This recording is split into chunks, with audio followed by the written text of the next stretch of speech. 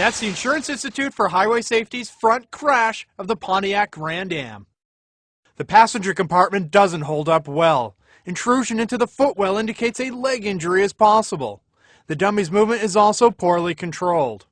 From this angle, you can see the driver's head hit the windowsill and then slam back into the B-pillar with enough force to make a head injury possible.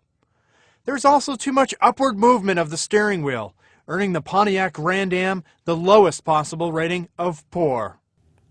In the closer shot, notice that on rebound, the dummy's head extends part way out the open window and hits the B-pillar.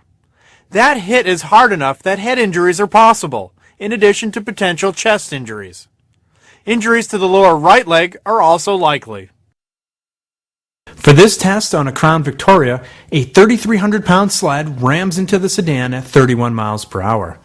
Tested without optional side airbags, measurements indicate serious driver injuries would be likely. Rear passengers fare better despite head contact. Overall, the Ford Crown Victoria earns a poor rating in this side impact test.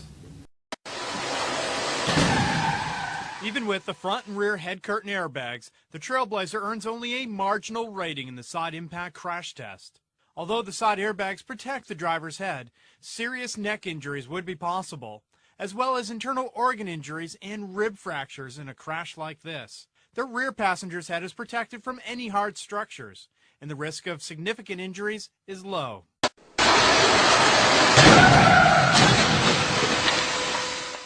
This first test is done without optional side airbags, and the Silverado does not do well. It earns the lowest score of poor. Measures taken from the dummy indicate that rib fractures and internal organ injuries would be likely, and serious neck injuries and a fracture of the pelvis would be possible.